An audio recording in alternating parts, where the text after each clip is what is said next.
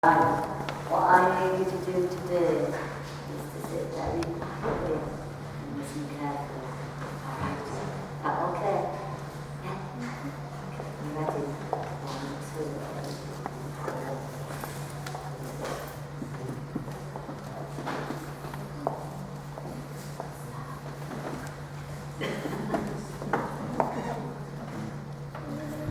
3. We didn't rehearse this.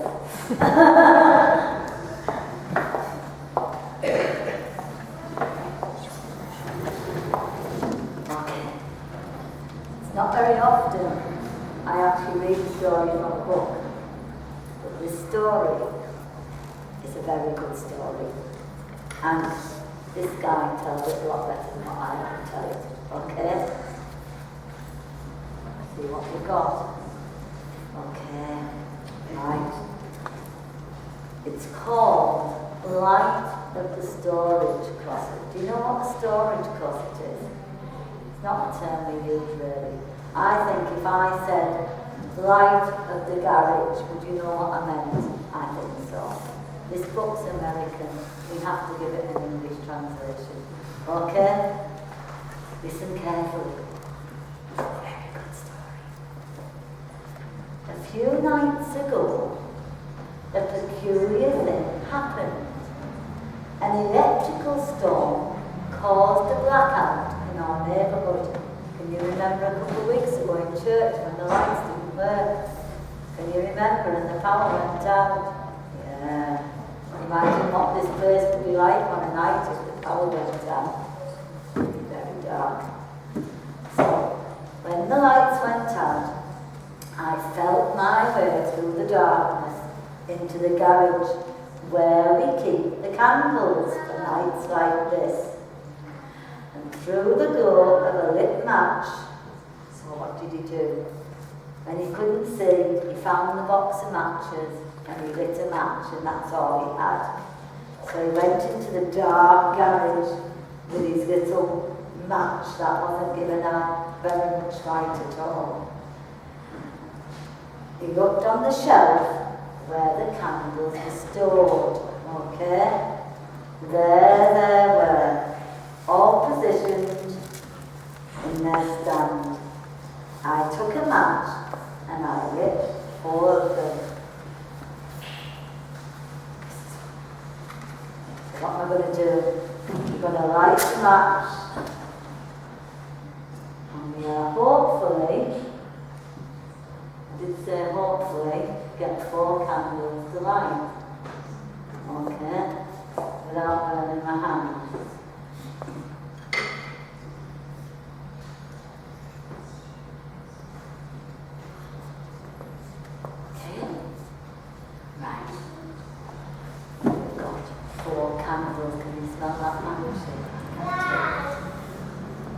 How they're illuminated. What do I mean by illuminate? Anybody know that word, illuminate? Do you know what I mean? It's a big word, isn't it? Yeah. It means that when it was pitch dark in the garage, and you lit the candles, the whole garage lit up. Okay?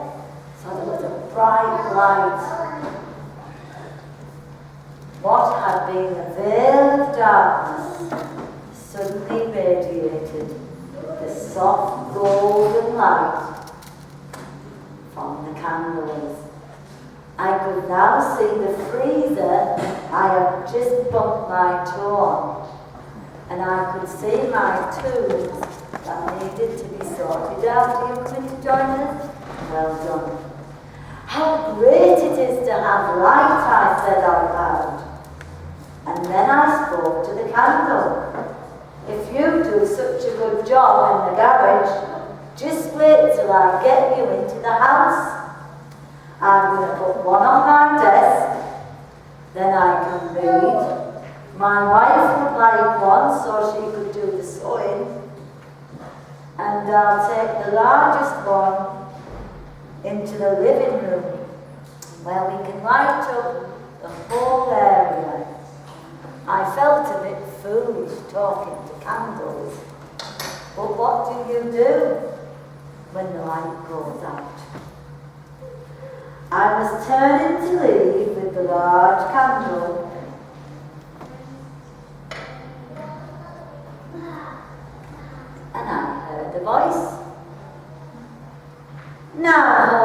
right there. I stopped. Somebody's in here. Hello?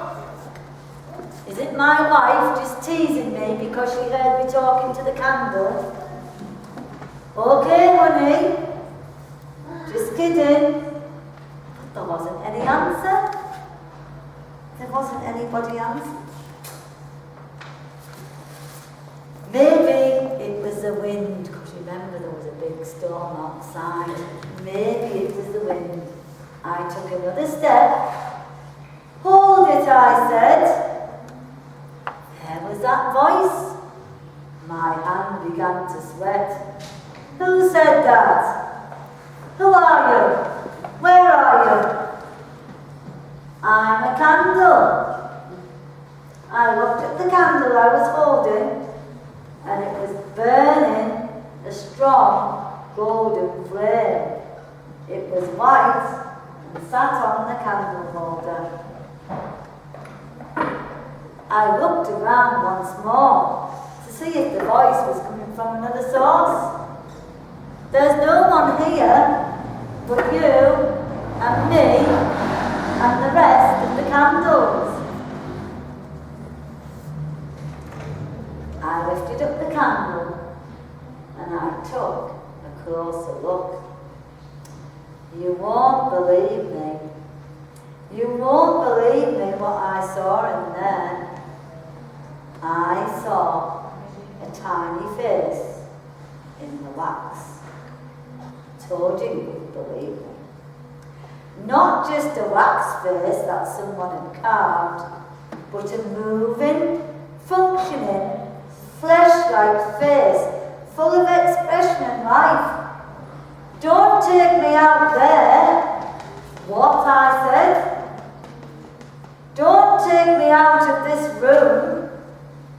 What do you mean? I have to take you out. You're a candle, and your job is to give light. It's dark out there. People are stubbing their toes and walking into the wall. You have to come out and light up the place. But you can't take me out. I'm not ready, the candle explained with pleading eyes. I need more preparation. I couldn't believe my ears. More preparation? Yes. I decided I need to research the job of light giving, so I won't go out and make a bunch of mistakes. You'd be surprised how distorted the glow of an untrained candle can be. So I'm doing some studying. I'm just finishing a book on wind resistance, and I'm in the middle of a great series of DVDs on wick build-up and conservation, and I'm now reading the bestseller on flame display. Have you heard it? No, I answered. You might like it. It's called Waxing Eloquently. Well, that sounds, I caught myself. What am I doing here? I'm in here, talking to a candle, while my wife and daughters were upstairs in the house in the pitch black. All right then, I said. You're not the only candle on the shelf. I'll blow you out and take the others. But just as I got my cheeks full of air, I heard other voices. We aren't going either. It was a conspiracy.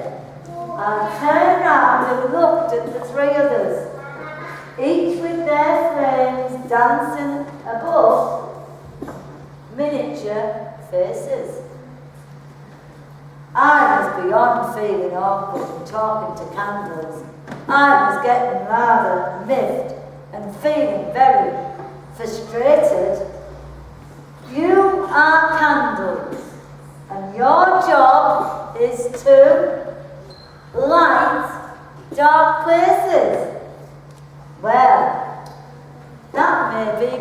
you think? Said the candle on the left. You may think we have to go, but I'm busy. Busy? Yes, I'm meditating. What? A candle that meditates? Yes, I'm meditating on the importance of light. It's really enlightening. I decided to reason with them. Listen, I appreciate what you guys are doing. I'm all for meditation time. Everyone needs to study and research. But for goodness sake, you've been in here for weeks. Haven't you had enough time to get that wig on straight yet? And you other two, I said, are you going to stay in here as well? A short, fat, purple candle with plump cheeks that reminded me of Santa Claus spoke up. I'm waiting to get my life together. I'm not stable enough. I lose my temper easily. I guess you could say I'm a bit of a hothead. The last candle had a female voice. Very pleasant to the ear.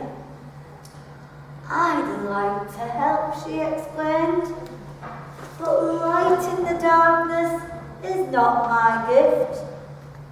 All this was sounding too familiar. Not your gift? What do you mean? Well, I'm a singer.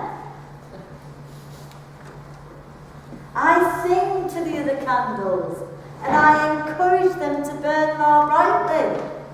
And without permission, she started to sing. This little light of mine, I'm gonna let it shine. This little light of mine, I'm gonna let it shine. And the others joined in. This little light of mine, I'm gonna let it shine. Let it shine, let it shine, let it shine. Hey, I shouted above the music. I don't mind if you sing while you work. In fact, we could use a little music in the house. But they didn't hear me. They were singing too loudly. And I yelled louder. Come on, guys. There's plenty of time for this later. We've got a crisis on our hands. They wouldn't stop. I put the big candle on the shelf and took a step back. 4 perfectly healthy candles, singing to each other about light, but refusing to come out of the garage. I'd had all I could take. One by one, I blew them out.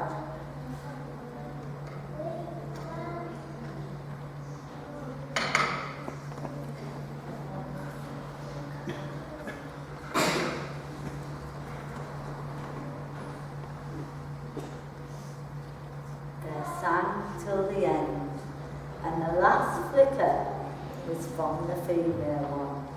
I snuffed her out, right in the puff pan of won't let Satan blow me out. I stuck my hands in my pocket and walked back out in the darkness. I bumped my knee on the same freezer, and then I bumped into my wife. Where's the candle, she said. You've been down there ages.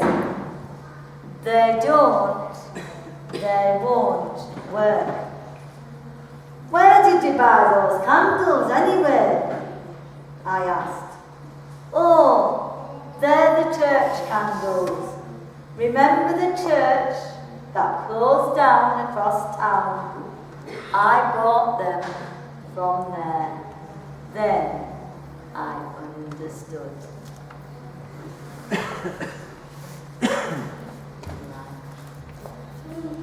God want us to stay inside church and not share his light to the world outside?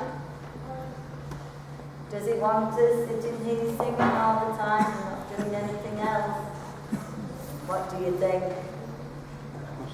If God calls us to go out and light the darkness, what do you think we should do? What do you think we should do? We should light the darkness. We should light the darkness. Which one of you would like to pray for us this morning? Come on then, pray. And thank you all for sitting so perfectly still and listening so very, very well. Shall we pray? Shall we pray?